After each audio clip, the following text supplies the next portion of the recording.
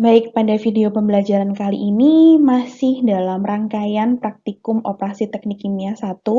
Kita akan masuk ke bab baru yang berjudul flow meter atau pengukuran aliran fluida. Baik, yang akan pertama kita bahas yaitu mengenai fluida. Fluida sendiri dibagi menjadi dua jenis. Yang pertama adalah liquid atau zat cair dan yang kedua adalah gas. Jadi kalau selama ini mungkin kalian berpendapat bahwa kalau kita bicara tentang fluida, maka itu identik dengan zat cair atau liquid. Nah, sekarang ditambahkan satu lagi, ketika kita berbicara atau membahas topik mengenai fluida, maka kita akan membahas mengenai zat cair atau liquid dan juga gas. Liquid sendiri memiliki molekul yang sangat rapat, jadi molekulnya itu suka sekali berdempetan atau berhimpitan, dan liquida atau zat cair itu memiliki volume yang spesifik. Biasanya volumenya dinyatakan dalam 1 liter, lalu 500 mili, 1 meter kubik. Nah, itu adalah satuan volume yang menyatakan banyaknya zat cair atau suatu liquida. Meskipun dia menempati ruang, jadi meskipun zat cair atau liquid ini menempati ruang, tapi dia tidak memenuhi seluruh volume ruang atau seluruh volume wadah. Jadi kalau ada wadah 1 liter, sedangkan kamu hanya memiliki liquid atau zat cair sebanyak 500 mili, maka wadah yang terpenuhi hanya setengah wadah, alias hanya 500 mili atau setengah liter dari wadah yang akan dipenuhi liquida. Sedangkan 500 mili di atasnya akan kosong, tidak akan dipenuhi liquid. Jadi dia menempati ruang, tapi dia tidak akan mengisi keseluruhan volume karena liquidanya sudah memiliki volume tertentu atau volume sendiri. Nah, bedanya kalau gas itu molekulnya itu move apart, jadi dia berjauhan. Sehingga karena molekulnya itu berjauhan, dia menempati ruang dan memenuhi ruang. Jadi ketika ada 1 liter wadahnya, kapasitas 1 liter, maka dia akan memenuhi ruang tersebut, berbeda dengan liquida. Nah, bisa kita lihat di sini perbedaan dari liquid dan gas. Selain tadi ya, ada yang memenuhi ruang, ada yang tidak memenuhi ruang. Sekarang kita akan masuk ke perbedaan selanjutnya, yaitu liquid itu sangat susah dikompres atau diberi tekanan, sehingga liquida itu masuk ke fluida incompressible. Sedangkan kalau gas sebaliknya dia mudah sekali diberi tekanan atau mudah sekali dikompres, sehingga gas kita sebut sebagai fluida yang compressible. Oke, jadi tadi sudah ada dua perbedaan ya tentang bisa menempati ruang atau tidak, atau memenuhi ruang atau tidak. Dan yang kedua adalah liquida itu masuk ke fluida incompressible, sedangkan kalau gas itu masuk ke fluida yang compressible. Nah, kalau kita berbicara tentang liquid dan gas, itu pasti juga ada kaitannya dengan massa jenis. Biasanya liquida itu memiliki massa jenis yang lebih besar, jauh lebih besar daripada gas. Sehingga di sini densitas atau berat dari liquid itu memiliki peran penting dalam menentukan perilaku dari fluida, khususnya bagian liquid. Sedangkan kalau kita membahas gas, kita bisa mengabaikan faktor massa jenis atau berat dari gas tersebut. Untuk lebih jelasnya lagi, perbedaan liquid dan gas akan dibahas di next slide. Nah, tabel ini akan menjelaskan mengenai perbedaan dari liquid dan juga gas. Di sini bisa dilihat ya, sama seperti di slide sebelumnya bahwa liquid itu difficult to compress. Jadi dia kita sebut sebagai incompressible. Sedangkan kalau gas dia easily to compress, sehingga kita sebut dia sebagai fluida yang compressible. Kemudian di sini liquida dijelaskan bahwa dia bisa mengikuti bentuk dari kontainer atau wadah, tapi dia tidak bisa memenuhi dari wadah tersebut karena punya volume yang pasti. Sedangkan kalau gas itu menempati ruang dan memenuhi volume dari ruang tersebut. Dan perbedaan yang ketiga adalah kalau liquid itu bisa terbentuk free surface. Contohnya Ketika ada tangki kemudian diisi air, nah ini kita sebut sebagai free surface. Sedangkan kalau gas misalnya ada tangki, lalu kamu beri gas di sini, maka dia tidak bisa membentuk free surface yang pakem karena dia akan pergi keluar. Dia akan berhamburan kemana-mana karena sifatnya tadi adalah memenuhi ruangan, sehingga di sini dituliskan bahwa dia memang mengisi vessel tapi no free surface is formed. Jadi dia tidak bisa membentuk satu permukaan yang rata. Berbeda dengan liquida, ketika kamu tuang airnya ya sudah dia akan memenuhi segini saja meskipun wadahnya besar. Nah, ini adalah free surface yang dibentuk oleh liquida. Berikutnya adalah properti dari fluida. Di sini ada properti dari fluida itu ada banyak sekali, tapi di sini yang saya munculkan ada 3 properti fluida yang harus kalian pahami karena ini sering sekali nanti keluar istilah-istilah ini mungkin di praktikum bahkan di kelas teori operasi teknik kimia 1. Yang pertama adalah densitas dan specific gravity. Nah, kalau densitas mungkin kalian sudah sering mendengar ya, atau bahkan sudah bisa mencari sendiri berapa sih densitas dari suatu liquida atau larutan. Densitas di sini menyatakan perbandingan dari massa per volume dari fluida. Biasanya satuannya bisa kilogram per meter kubik, gram per sentimeter kubik, atau pound per feet kubik. Nah, kalau kurang familiar mungkin simbolnya itu biasanya LB per FT pangkat 3. Densitas di sini biasanya memiliki simbol P miring ya atau kita sebut sebagai rho. Nah, istilah selanjutnya adalah specific gravity. Specific gravity itu adalah rasio perbandingan dari densitas suatu substansi dibagi densitas water. Jadi misalnya kamu punya suatu fluida yang belum kamu ketahui fluida tersebut itu fluida apa. Misalnya kamu punya campuran, kemudian kamu nggak tahu di dalam campuran itu ada bahan apa saja, namun kamu diminta untuk menentukan densitasnya. Nah, biasanya kamu bisa menentukan densitas tersebut menggunakan bantuan densitas air untuk mengetahui berapakah densitas substansi.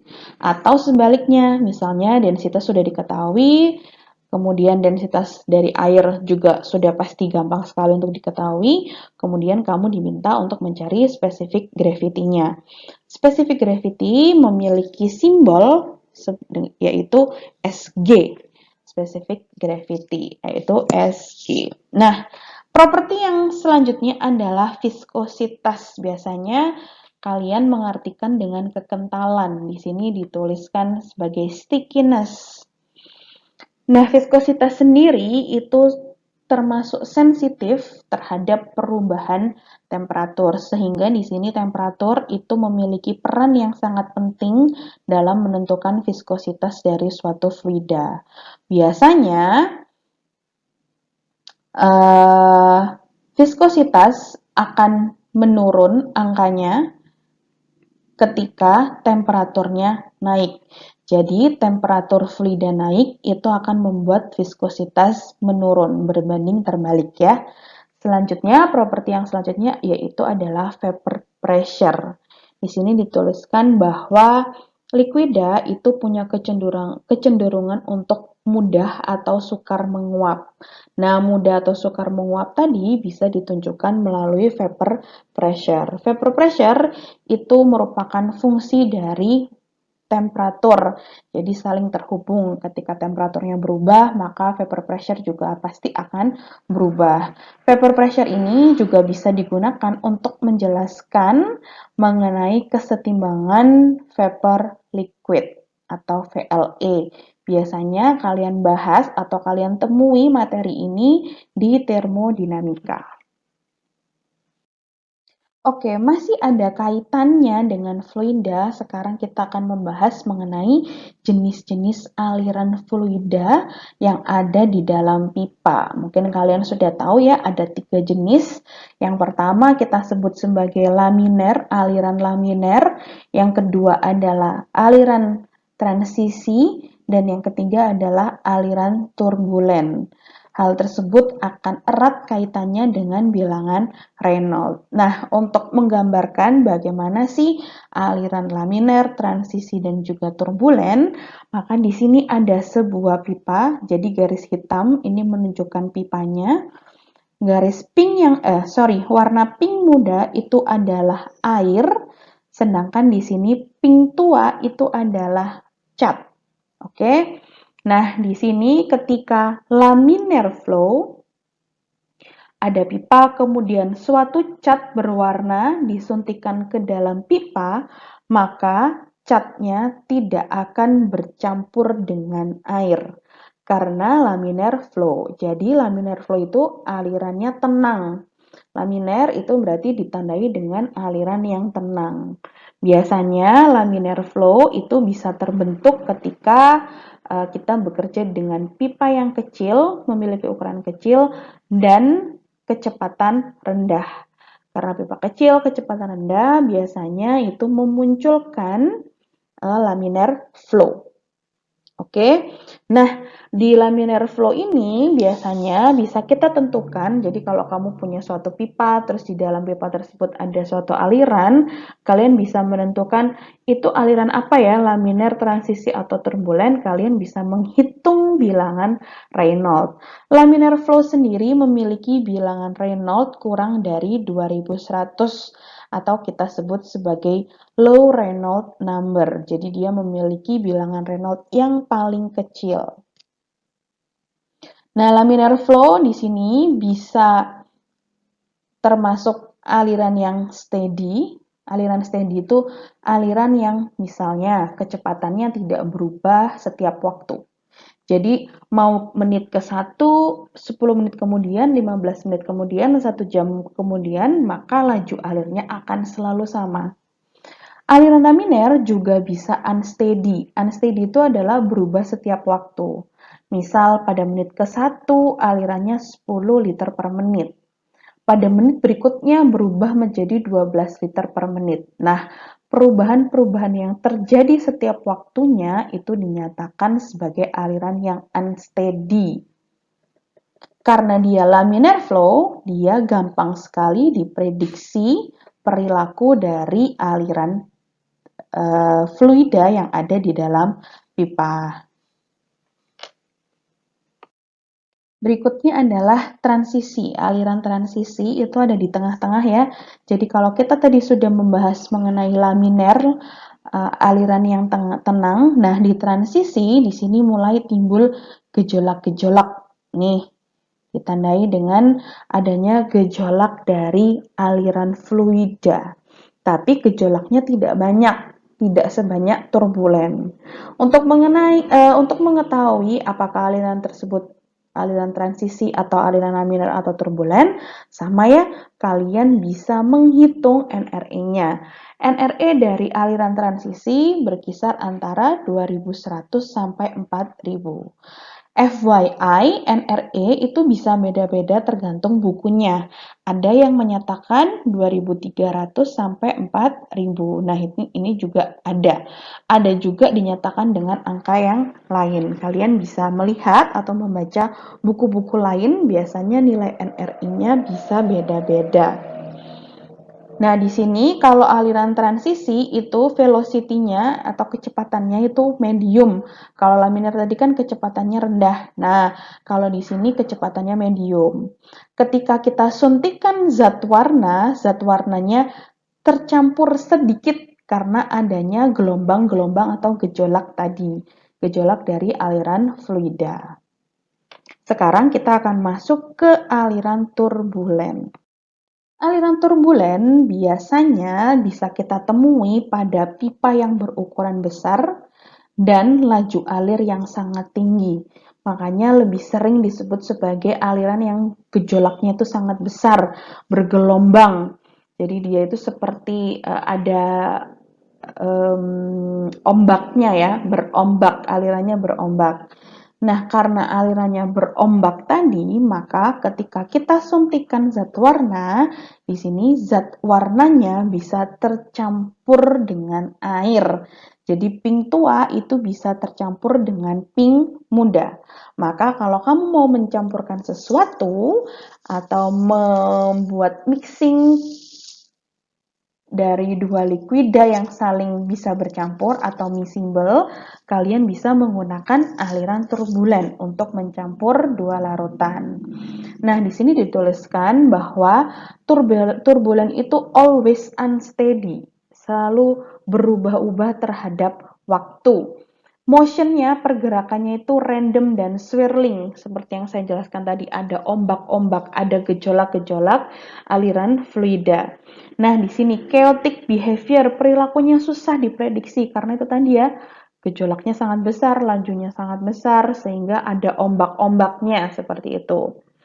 Lalu high velocity, kecepatannya sangat tinggi, dan turbulent flow ini adalah jenis aliran yang paling sering ditemui yang digunakan di berbagai industri. Nah, ini adalah sebuah gambaran contoh ini sebelum aliran turbulen. Lalu ketika diberikan aliran turbulen, nah tercampur ya. Semula ini rata, warna coklat semua, orange semua, blue semua, red semua. Ketika kita beri aliran turbulen, maka keempat warna tersebut tercampur. Nah, ini membuktikan yang poin keempat, bahwa aliran turbulen itu bisa digunakan untuk mencampur sesuatu, mencampur substansi, atau mencampur bahan yang kamu miliki. Oke, kalau aliran turbulen tadi, NRE-nya adalah lebih dari 4000. Jadi aliran turbulen itu memiliki nilai NRE yang paling besar. Nah, ini adalah gambaran lagi. Jadi ada 3 jenis aliran. Yang pertama itu laminer. Dari laminer apakah bisa berubah menjadi turbulen? Bisa, kalau kita tambah kecepatannya atau kita tambah laju alirnya. Di sini bisa dilihat ya, dari aliran yang tenang, kemudian masuk ke transisi, mulai ada gejolak. Kemudian masuk ke turbulen, nah ini sudah mulai sangat bergejolak alirannya. Untuk gambar yang bawah itu menunjukkan pipa yang kita suntik dengan zat warna tadi ya. Kalau laminer nih alirannya tenang, tetap ada di sini zat warnanya, dia tidak bercampur. Sedangkan kalau transisi dia mulai tercampur, sedikit tercampur dengan air. Nah, kalau turbulen dia sudah bercampur dengan air. Dia bisa bertindak sebagai media mixing atau membantu pencampuran dari dua bahan. Oke, gambar berikut ini menjelaskan profil kecepatan yang ada di dalam pipa kalau alirannya laminer dan turbulen. Gambar yang pertama ini adalah aliran laminer, alirannya tenang ya, tidak ada gejolak sama sekali. Sehingga kecepatannya, profil kecepatannya kita bisa lihat di gambar sebelah kanan, ini adalah pipa. Garis putus-putus ini menunjukkan bagian tengah pipa. Kalian bisa lihat di sini, saya hapus dulu supaya nggak membingungkan. Nah, kalian bisa lihat di dinding dari pipa kecepatannya itu 0. Semakin ke tengah, kecepatannya semakin tinggi dan kecepatan tertinggi itu ada di tengah-tengah pipa. Ini adalah kecepatan tertinggi. Kecepatan tertinggi aliran fluidanya itu tepat ada di bagian tengah pipa. Sedangkan kalau turbulen, kita lihat di figur 2, nih ya, alirannya bergejolak, pergerakan fluidanya, wah nggak karu-karuan. Sehingga velocity profile-nya, kalian bisa lihat di sini, kalau laminer tadi, yang paling tinggi itu kan yang di bagian pipa. Nah, kalau turbulen, hampir di semua titik, itu memiliki kecepatan yang tinggi. hampir rata kecepatannya.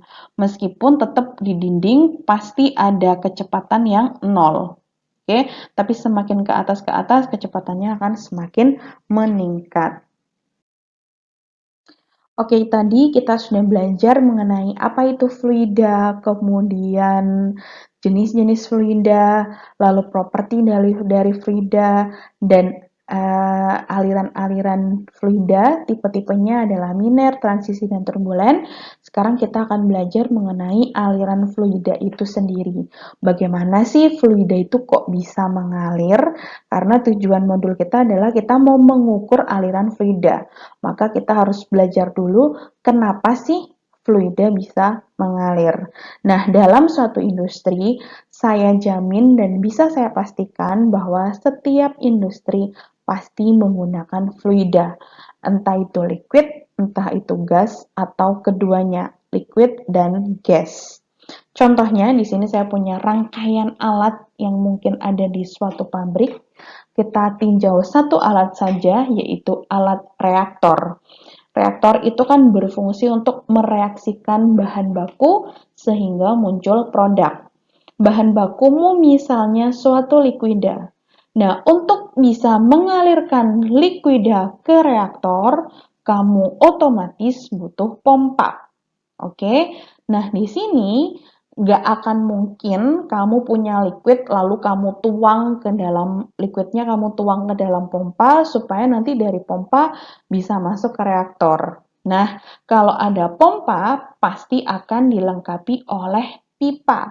Pipa tersebut tersambung ke pompa, baik itu di aliran masuk dan aliran keluar pompa yang akan tersambung ke reaktor. Jadi bahannya akan masuk ke pipa, kemudian dipompa menuju reaktor. Nah, dalam supply fluida, entah itu liquid atau gas ke dalam reaktor, itu pasti ditentukan secara spesifik lajunya, laju alir fluidanya, berapa contoh berapa kilogram per jam atau berapa liter per menit. Nah, supaya kita bisa mengatur laju alir yang masuk ke dalam reaktor, maka dibutuhkan valve. Sehingga di sini dalam fluid flow kita akan membahas mengenai 3 alat utama tempat mengalirnya suatu fluida atau bagaimana fluida bisa mengalir, yaitu yang pertama adalah pipa, yang kedua valve, dan yang ketiga adalah pompa. Oke, nah di sini dituliskan ya, pompa itu selalu dilengkapi atau selalu pasangannya itu adalah pipa. Jadi pompa dan pipa itu soulmate, dia harus bareng-bareng, nggak bisa berdiri sendiri. Nah, kemudian biasanya pipa-pipa itu selalu dilengkapi oleh valve atau bahasa sehari-harinya adalah kran. Oke, jadi seperti di wastafel rumahmu ketika kamu mau menggunakan air, maka valve-nya kamu buka supaya airnya ngalir ke dalam pipa, dipompa ke dalam pipa, terus airnya keluar. Kalau udah selesai, valve-nya atau kerannya kamu tutup. Atau misalnya ketika kamu buka, kemudian air yang keluar dari keran itu sangat deras sehingga muncrat kemana-mana, maka kamu agak tutup sedikit valve-nya untuk mengatur lajunya supaya tidak terlalu kencang. Nah, sebetulnya 3 alat utama ini sudah sering sekali kalian gunakan dalam kehidupan sehari-hari. Kita akan bahas satu persatu. Baik, yang akan pertama kita bahas adalah pipa. Pipa itu merupakan suatu silinder tertutup di mana di dalamnya ada suatu tekanan yang digunakan dalam sistem perpipaan untuk mengangkut liquid, gas, dan mungkin beberapa solid. Di sini dituliskan pipe itu adalah suatu lubang yang tertutup untuk mengangkut sebuah atau suatu fluida. Fluidanya bisa apa aja, terutama fluida yang diangkut adalah liquid dan gas. Nah, dalam sistem perpipaan atau ketika kita menggunakan pipa, itu ada beberapa aksesoris atau alat-alat pelengkap lain, yaitu suatu pipa itu pasti terdiri dari inlet, masukan, outlet, atau aliran keluar, pipa itu sendiri, lalu bengkokan atau lengkungan dari pipa, valve, dan juga pump. Oke, nah itu bisa kalian lihat di gambar sebelah kiri. Oke, ini adalah pipa, lalu ini adalah inletnya, jalur masuknya, dan ini adalah outlet. Supaya airnya bisa mengalir melewati pipa, kita butuh pump. Supaya kita bisa mengatur lajunya atau kita bisa membuka tutup aliran, kita butuh valve atau keran air. Dan pasti suatu aliran pipa itu nggak mungkin lurus terus, pasti ada bengkok-bengkoknya. Nah, maka di sini ada elbow atau tadi ditulisnya di sini bend in the pipe. Jadi ada lengkungannya atau bahasa kerennya adalah elbow. Oke, dimensi dari pipa. Jadi kalau ini adalah lingkaran pipa, pipa itu pasti punya ketebalan, ya. Ini adalah ketebalan pipa. Ini adalah diameter dalam. Oke, ini adalah diameter dalam pipa atau kita sebut sebagai ID. Nah, nih, ini adalah ID. Kemudian dari sini ke sini itu adalah OD atau outside diameter. Alias OD itu adalah ID ditambah 2 tebal silinder. Kenapa kok ada 2? Jadi saya hapus ini biar tidak membingungkan. Oke. Saya gambar lagi. Jadi ini adalah pipa, kemudian ini adalah pipa lagi ketebalannya ya, ini tebalnya ya.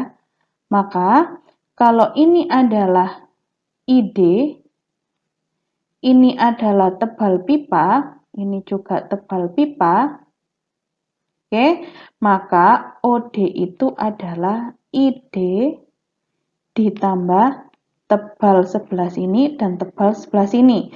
Sehingga saya tulis 2TS. Inside diameter ditambah 2 tebal silinder. Itu adalah OD atau outside diameter. Nah, di sini ada satu istilah lagi yaitu NPS atau normal pipe size. Kalau bicara tentang berapa sih panjang pipa, nah panjang pipa itu tidak pernah spesifik. Panjang pipa itu tergantung dari peruntukannya atau kita mau gunakan untuk apa. Jadi sebetulnya panjang pipa itu sangat bermacam-macam.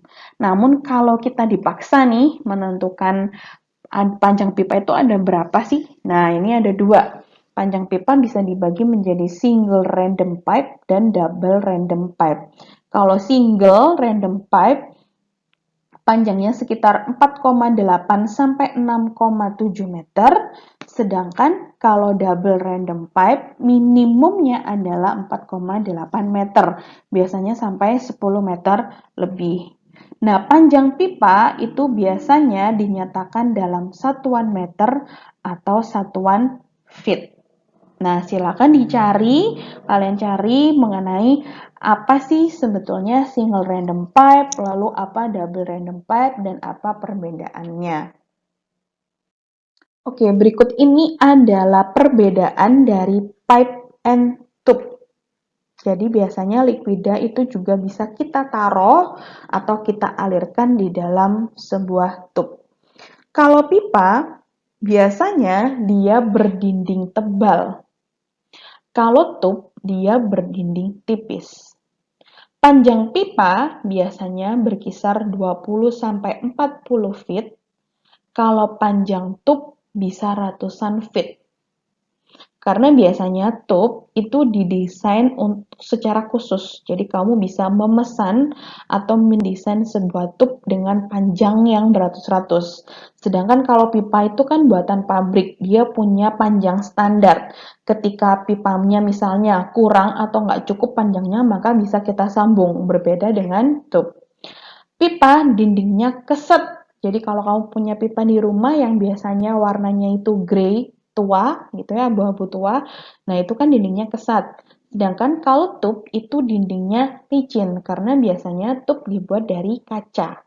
Kemudian pipa itu bisa disambung dengan skru, flank atau dilas Sedangkan kalau tube disambung dengan fitting atau di solder. Nah, ini tadi adalah contoh dari OD dan ID. Jadi ID adalah diameter dalam, sedangkan kalau OD adalah diameter luar.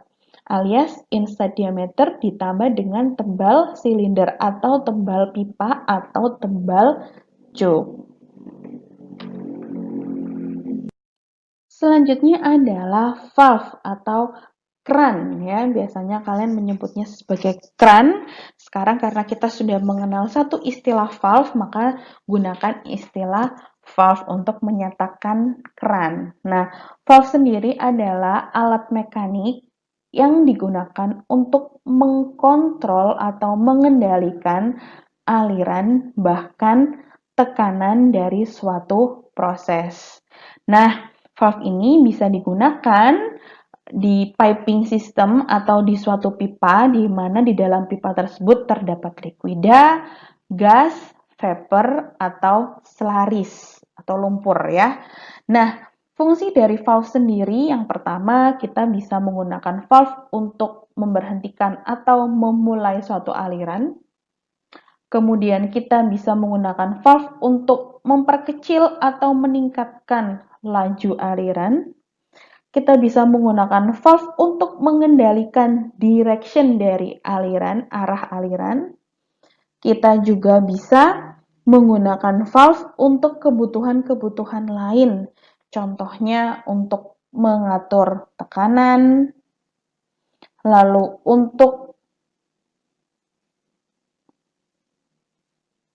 mengendalikan tekanan, mengurangi tekanan, meningkatkan tekanan, atau juga bisa untuk menghilangkan tekanan. Valve itu ada bermacam-macam jenisnya. Di sini yang saya tuliskan ada 9, sebetulnya lebih dari 9, tapi di sini ada 9 valve yang kalian nanti akan sering temui bahkan ketika praktikum.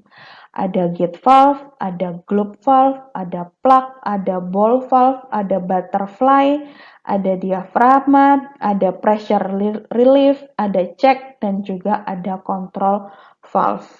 Yang akan sering sekali kalian temui nanti ada 4 sebetulnya di praktikum OTK, baik itu OTK 1, OTK 2, atau OTK 3 atau pilot plan ya, yaitu gate valve, globe valve, ball valve, dan butterfly. Sedangkan untuk control valve itu nanti akan kalian temui sewaktu praktikum pengendalian proses atau DALPRO. Oke, yang pertama adalah ball valve. Di sini ini ya gambarnya. Jadi kenapa disebut ball? Karena di tengahnya nih ada seperti bola yang lubang ya. Nah, lubangnya ini adalah tempat mengalirnya aliran atau fluida. Di sini dituliskan bahwa ball valve itu bisa ditutup hanya dengan seperempat putaran. Nih ya, ini menunjukkan seperempat putaran. Jadi kalau satu putaran penuh lingkaran itu 360, maka seperempatnya adalah 90. Sehingga di sini dituliskan alirannya dapat diatur mulai dari sudut 0 sampai 90 derajat. Oke, misalnya kalau di sini dia adalah tertutup full close. Nah, seperempatnya 90 ya. Misalnya di sini dia full open. Sehingga kalau misalnya kamu mau mengatur lajunya supaya tidak terlalu kencang, ya kamu bisa mengatur pada sudut 0 ini sampai 90.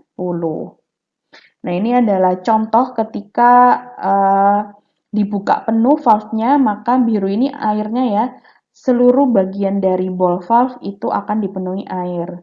Kalau dibuka setengah, setengahnya dari seperempat ya, akan setengah sekecil ini dipenuhi dengan air, dan kalau tertutup ya sudah, ini tidak ada air yang bisa masuk di sini.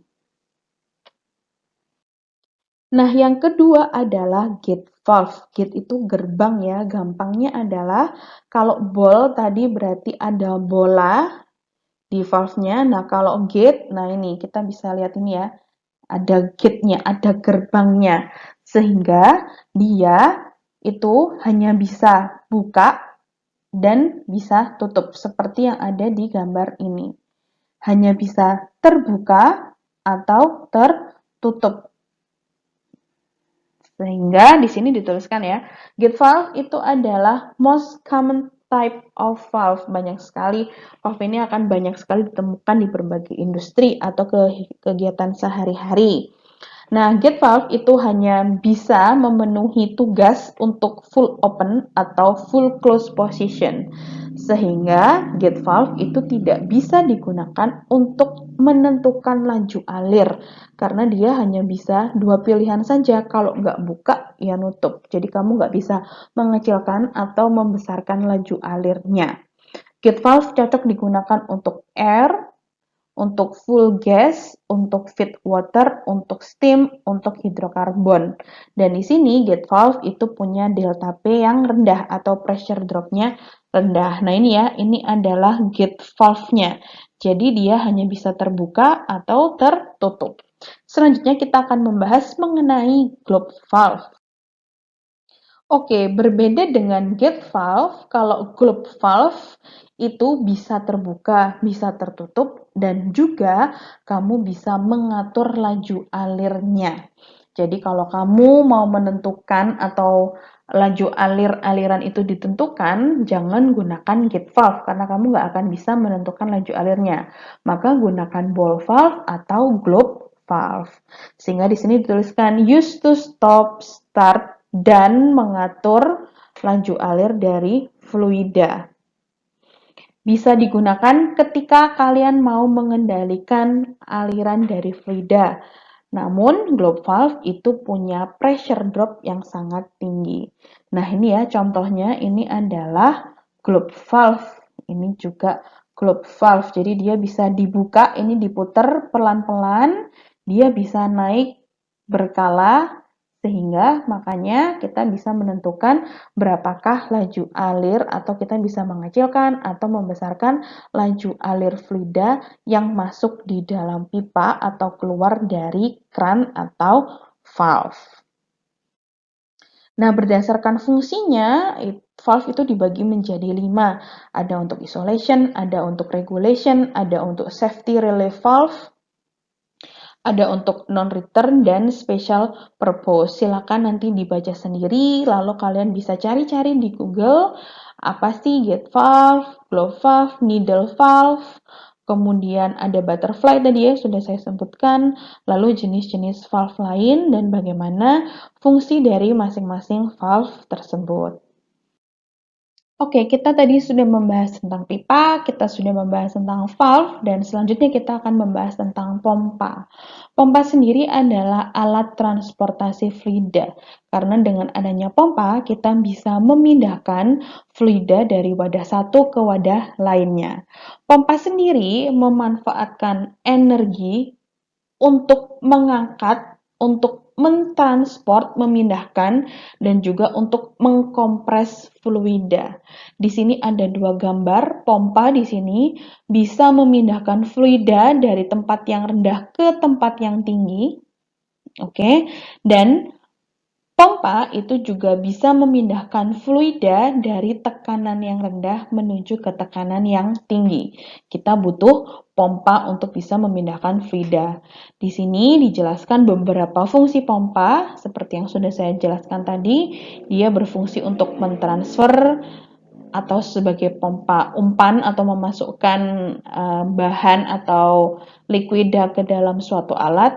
Bisa juga digunakan untuk mixing pump, bisa sebagai circulation, bisa sebagai booster, bisa untuk menentukan dosis dari liquida yang mau kita gunakan, dan berbagai macam fungsi dari pompa.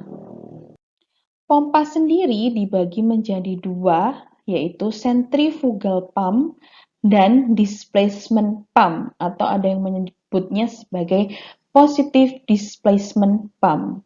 Kalau centrifugal pump, dia ada rotari, ada gerakan berputar yang dikonversi menjadi energi kinetik.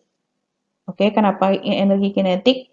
Karena dia mau memindahkan sesuatu ya, dengan laju alir tertentu atau kecepatan tertentu.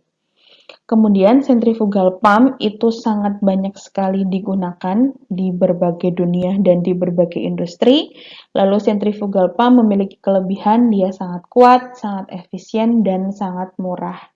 Nah, ini adalah cara kerja centrifugal pump, aliran masuk dari sini. Di dalam alat sini itu terdapat putaran yang menyebabkan aliran fluida yang masuk bisa ditransfer, didorong ke atas untuk dipompa menuju alat lain. Contohnya tadi adalah reaktor. Centrifugal pump dibagi menjadi 5 jenis lagi.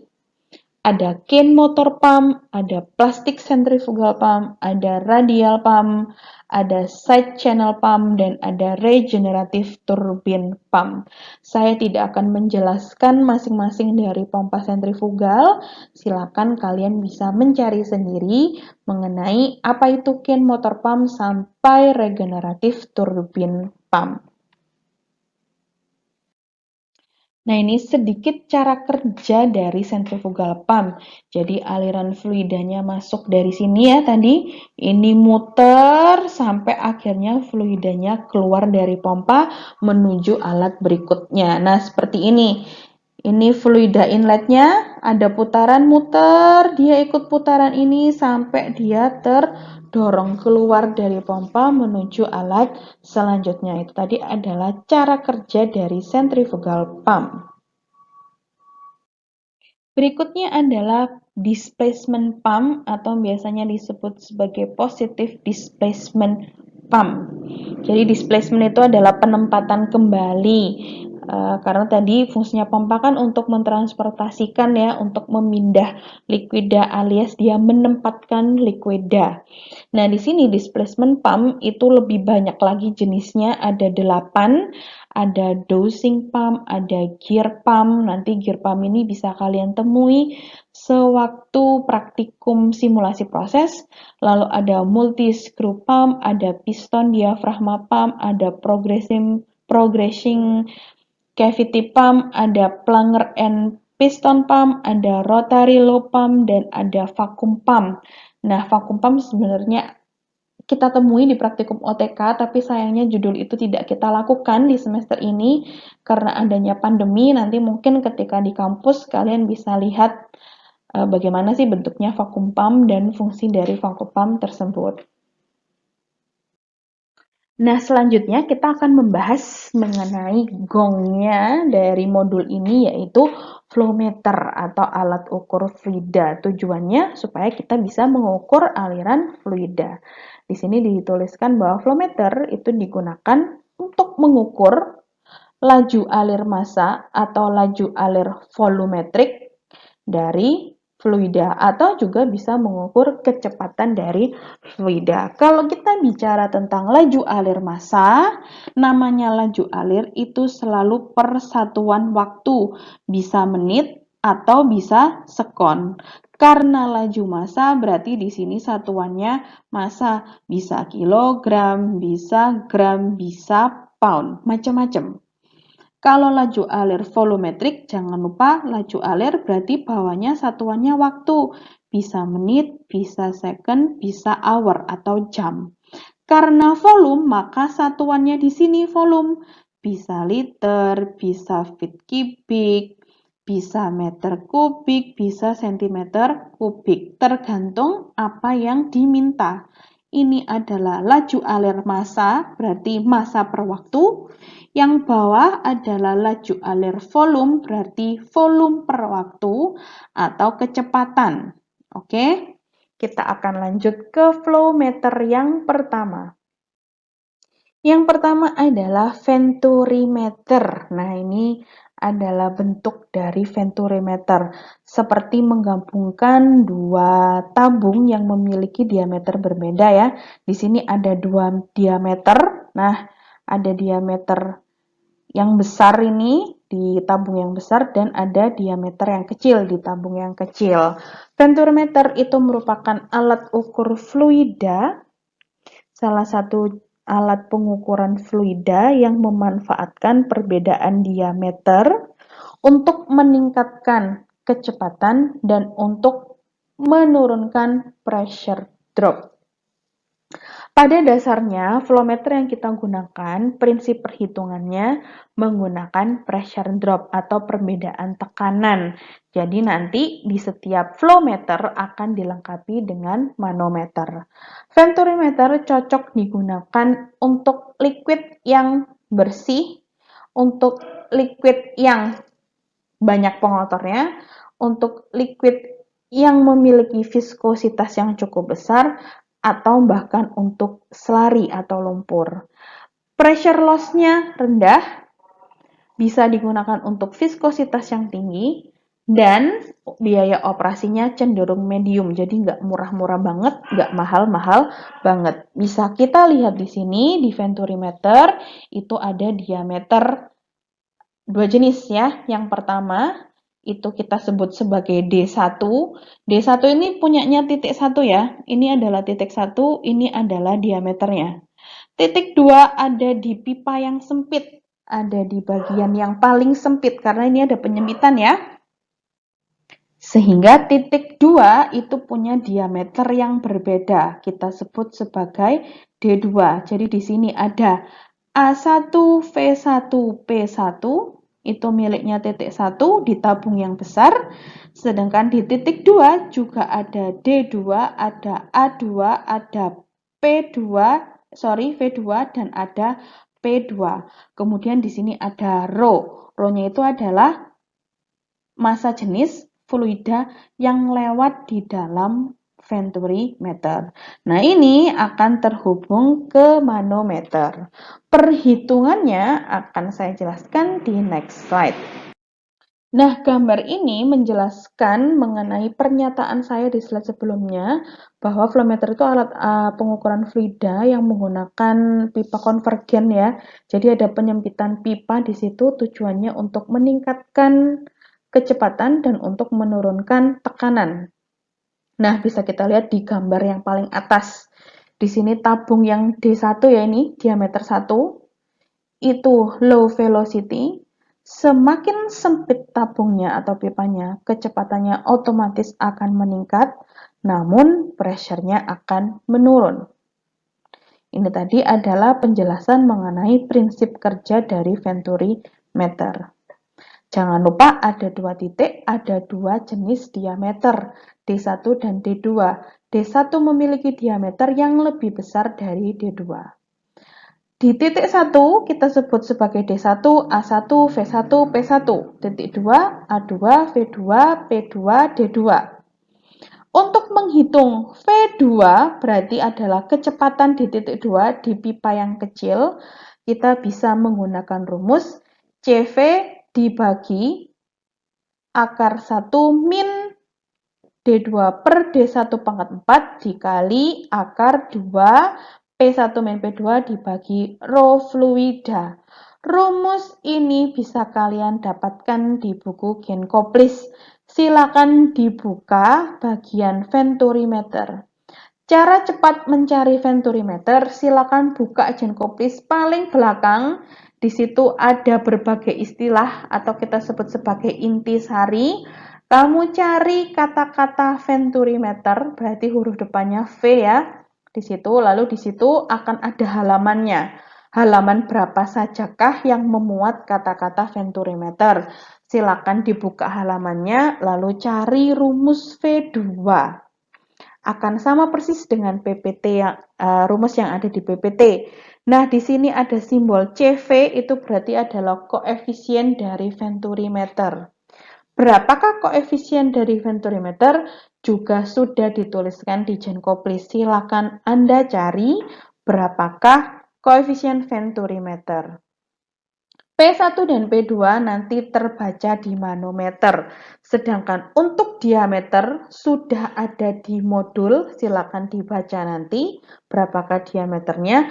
Dan rho fluidanya kita menggunakan air, maka nanti cari massa jenis dari air.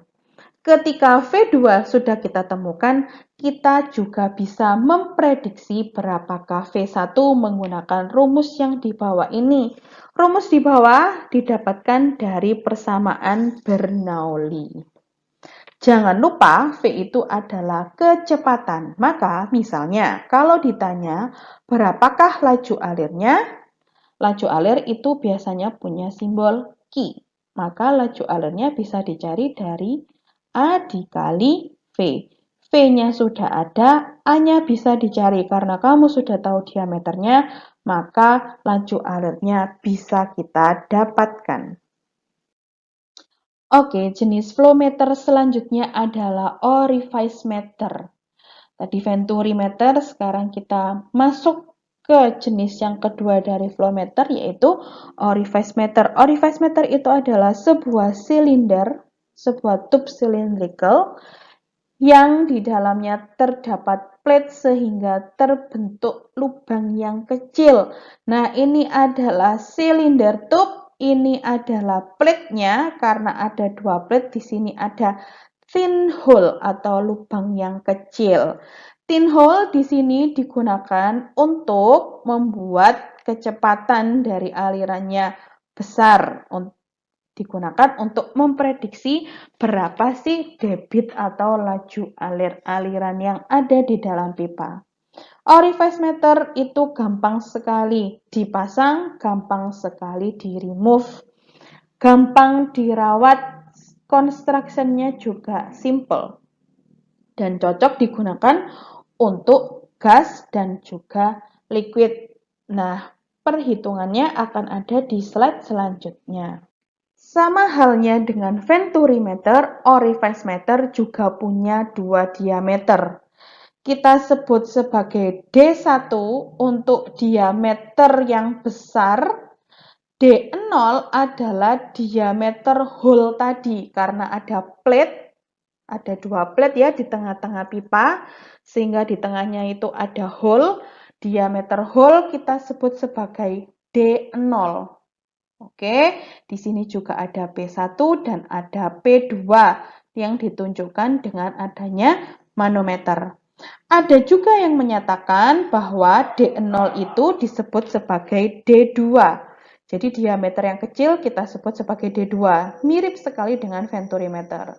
Rumusnya seperti ini, hampir sama dengan venturimeter, beda simbol saja. Kalau venturimeter tadi V2, kalau orifice itu adalah V0. Sama dengan C0. Jadi kalau venturi tadi CV ya, koefisien venturi. Kalau ini adalah koefisien orifice. Berapakah nilai koefisien orifice juga bisa kalian dapatkan di buku Jane Koplis.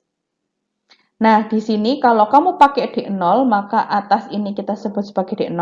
Kalau kamu pakai D2, berarti ini diganti dengan D2. Tapi sebaiknya karena kita menggunakan rumus sesuai Jane Koplis, maka gunakan istilah D1 untuk diameter besar dan D0 untuk diameter kecil. Yang ketiga adalah pitot. Jadi, flow meter yang akan saya bahas atau yang akan kita lakukan praktikumnya itu ada 3. Yang pertama adalah venturimeter, orifice, dan yang ketiga adalah pitot. Pitot itu merupakan, di sini dituliskan ya, alat ukur fluida yang sangat simple, biasanya digunakan di berbagai industri, khususnya untuk menghitung laju alir udara atau liquid yang ada di dalam pipa atau open channel. Jadi di wadah atau aliran yang terbuka. Contohnya adalah seperti di gambar. Pitot itu digunakan untuk mengukur aliran pada suatu titik tertentu. Jadi sama terhubung dengan manometer, namun aliran tube-nya itu ada di suatu titik tertentu. Berbeda dengan venturi dan orifice, di sini pitot itu hanya punya satu diameter, jadi tidak ada perubahan diameter. Oke, ini merupakan ilustrasi dari pitot-nya. Jadi kalau velocity-nya berubah, maka perbedaan tinggi di manometer juga akan berubah. Perbedaan tinggi di manometer inilah yang akan kita gunakan untuk mengetahui kecepatan atau laju alir dari fluida yang mengalir di dalam pipa. Rumusnya adalah seperti ini. P1 sama dengan CP, itu berarti koefisien pitot, angkanya sama seperti koefisien yang lain, juga sudah ada di dalam Genkoplis. Silakan dicari, kemudian dicatat. Rumusnya seperti ini, sama seperti di Genkoplis. Nah, di sini ketika kita menggunakan pitotup, maka di sini dituliskan sangat murah penggunaannya, kemudian simple sekali instalasinya, namun sayangnya akurasi pengukurannya sangat rendah. Nah, berikut adalah beberapa perbedaan mengenai orifice, venturi, dan juga tabung pitot. Terutama di sini bisa kamu lihat ya, rumusnya sudah beda, simbol-simbolnya berbeda. Yang perlu kamu ingat adalah kalau orifice meter itu ada dua diameter, ada D1 dan D0. Venturimeter juga ada dua diameter, D1 dan D2. Khusus pitotup hanya ada satu diameter saja. Mengenai kelebihan dan kekurangannya, silakan kalian baca sendiri dan jangan lupa untuk mencari nilai koefisien baik itu venturimeter, orifice, dan juga pitotup di Genkoplis kalian masing-masing. Kemudian silakan dicatat karena data tersebut akan kita gunakan untuk melakukan praktikum.